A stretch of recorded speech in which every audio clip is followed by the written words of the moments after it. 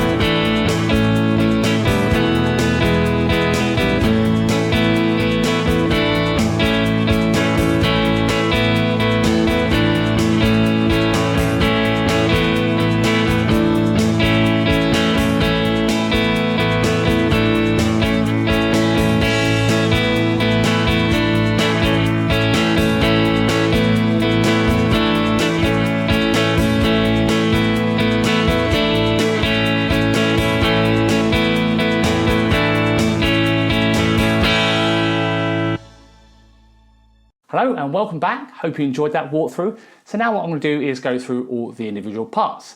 Okay, so this song is in A major. The BPM is 126.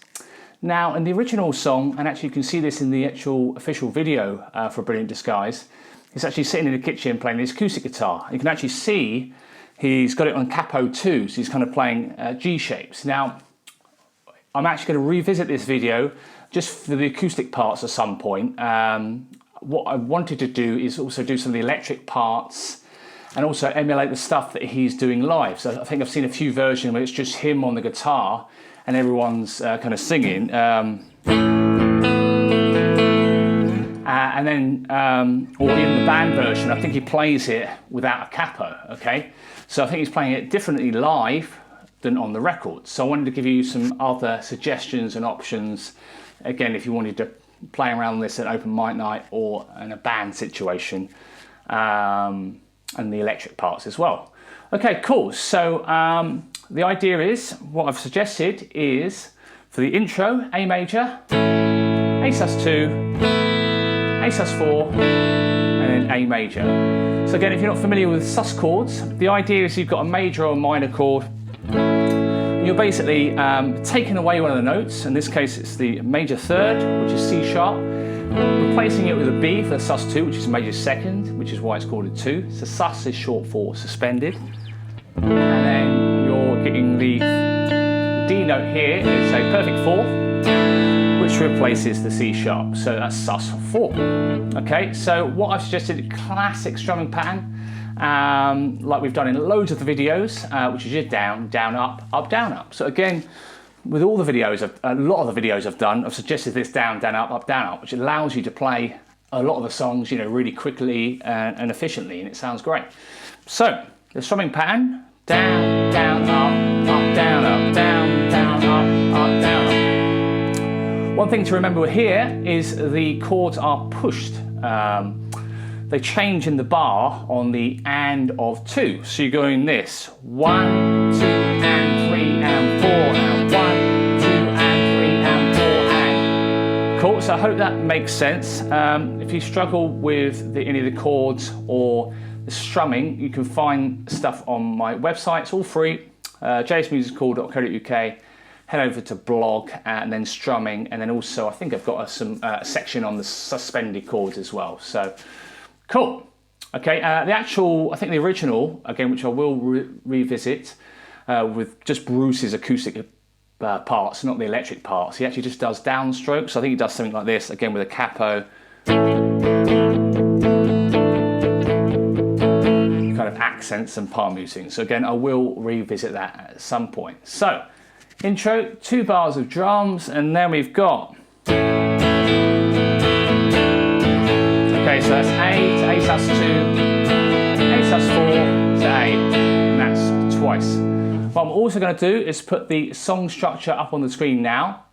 I like to keep my song structures as simple as possible. It might look a bit crazy, but the idea is that any chords in brackets means there's, you know, however many chords in that bar within one bar, if that makes sense. So for example, if you look at that intro, 2 bars of drums, then you've got the A and A sus2 in brackets. That means there's 2 chords in one bar. Okay, so that A and A sus2 bit, for example, was the and A sus4 to A. Cool. Hopefully that makes sense. Okay, cool. So that's the intro.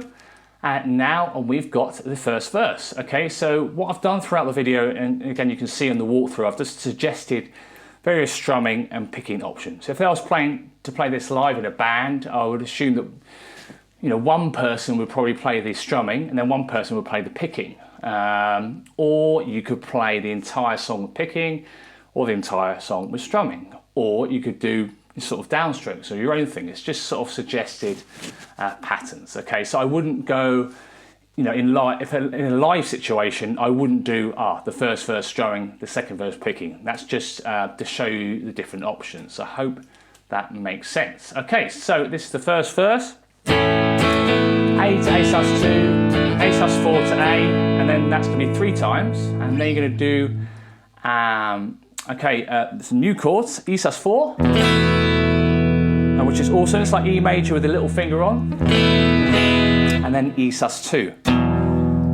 This is one benefit of playing with a capo, is you don't have this chord, which is kind of a bit of a nasty song to play, nasty chord to play, especially when you're doing that. But it's worth learning these type of chords. I call these kind of the message in a bottle chords, you know, police. awesome chords, yeah? So it's worth kind of learning these, even if you decide that actually you want to wait for the acoustic version. Okay, so that is the first verse. So you've got the A to A sus2, A sus4 to A, down, down, up, down, up. And then you've got the same thing but with E sus4. Again, strumming. Cool, so then you've got the second verse. Now I've just suggested a picking pattern that you can use. Again, when I've watched videos like the Madison Square Garden, I think, he's playing with a full band. I think he is actually doing a lot of these kind of open chords. I could be wrong. I'm sure there'll be somebody in the band that does this version as well. So whether it be Niels or whatever, you've got to think Bruce is all about the layers. So he's going to do, a lot of people might play something on the acoustic, somebody might pick the notes on the acoustic, and then Niels might do something else. So there's always a lot of layers that builds up to that awesome massive sound you hear. Okay, so second verse, what I've just suggested is down, down, up, up, down, up. But again, so doing some picking. So what you've got here is you've got a crotchet, 1, 2, and 3, and 4, and... Okay, so the first one is crotchet on the A, and then you've got another quaver on the A, and then I'm taking my third finger off and going up, up, down, up on that sus2 chord on the B, G, D, and the B, G, D, and the G. So hopefully that makes sense. Just again, just a suggested pattern, and then A sus4, same thing. And you do that 3 times. So the structure for these verses are the same each time. It's just I've changed it up and suggested some picking stuff. So you do that 3 times again. So the A sus2, A to A sus2, A sus4 to A times 3. And then the same kind of thing, but with E sus4, E major, E sus2, and E. So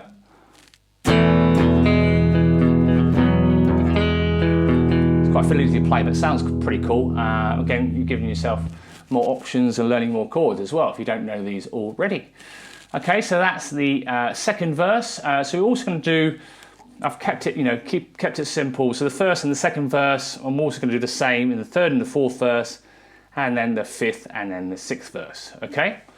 So hopefully that makes sense. Again, if I haven't already put the song structure up on the screen, I will do it now, and I'll also put it in the description as well.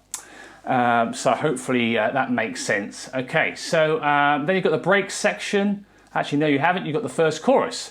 Cool, so chorus-wise, again, I've been watching Bruce, and after a lot of these videos, you kind of pick up his little, the ways he plays chords. So he plays, for example, the F sharp minor, often.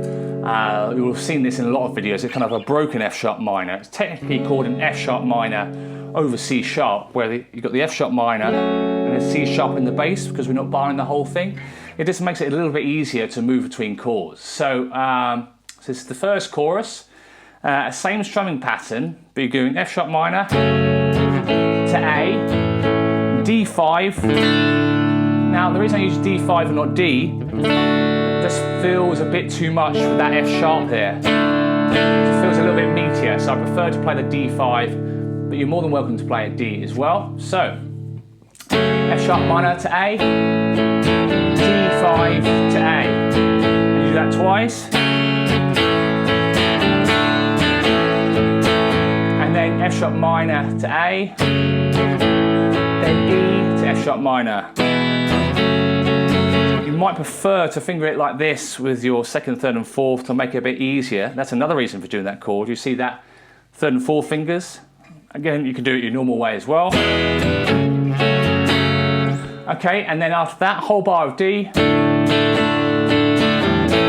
bar of A, again, same strumming pattern. Okay, so I'm going to show you that first chorus strumming suggestion. So, F sharp minor to A, D5 to A, the whole line again, F sharp minor to A, D5 to A, F sharp minor to A, E to F sharp minor, whole bar of D5, whole bar of A, whole bar of E. I think in the A in the chorus I play it like a barred version. Just be careful not to hit that F sharp. So a lot of people do. It's just any easier to move. That's a bit of a tricky change, so you're going to play that A like that, make sure it's just the middle 4 strings, otherwise that's actually an E6 chord, which you don't want in this particular song. Cool, so then you've got after the first chorus, you've got the first break, which is the same as what you were playing in the intro. And you do that twice. Cool, okay, and then you've got the third verse, fourth verse. I'm going to do that same as the first and the second verse. Cool, and again, if I was playing this live, I wouldn't play it like, oh, I'm going to do the first verse strumming, second verse picking. The idea in a band, you'd have one person probably doing the strumming, one person doing the picking, just like Bruce does live. I just wanted to show you some different things you could work with. Cool, okay, so that's the third and fourth verse. So the second chorus, I've suggested a picking pattern if you wanted to pick the chords instead of strum it. So pretty much the same sort of thing as we've done before. Down, down, up, down, up. You might want to play sort of a double stop there. It's quite hard just to play one note and it sounds a bit thicker. So I'll show you that again. So down, down, up, down, up. Okay, down, down, up, down, up. That's the F sharp minor to the A. So down, down, and I'm hitting the B and the G. G, D, G. Okay, and then after that, D5 to A, same, slightly different. I'm picking this out from the record. I think he does something like this. Again, or you could just do something similar to before, but I think this sounds quite nice. So D5, D, G, B, and then the A major, pick the B and the G. So, I think that sounds quite cool. Okay, so F sharp minor to A, D5 to A with that picking pattern twice. So I'll just show you that again.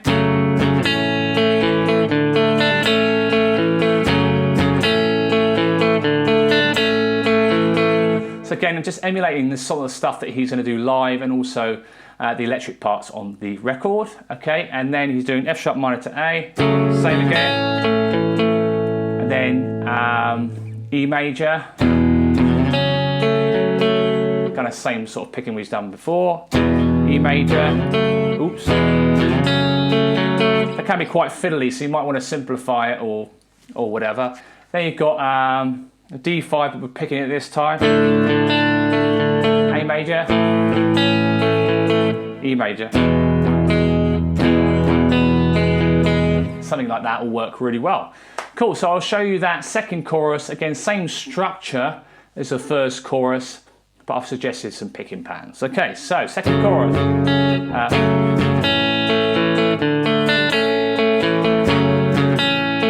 D5, A, F sharp minor to A, E to F sharp minor, D5, A major, E major. And then I've suggested the second break. If you wanted to do something different with the break sections, you could just go. That makes sense. Kind of what you were doing in the second verse, picking suggestions. So, cool, so that's the second break. Then you've got the middle 8. So I want to keep it really simple for the middle 8 and just do simple chords, down, down, up, down, up. So you've got 2 bars of A. Then you've got A major. G5, 2 bars each chord, 2 bars of A, 2 bars of E, 2 bars of D, 2 bars of A, 2 bars of E. Cool, so hopefully that makes sense. And then 5th verse, 6th verse, I've just done it. Again, strumming for the 5th, picking for the 6th.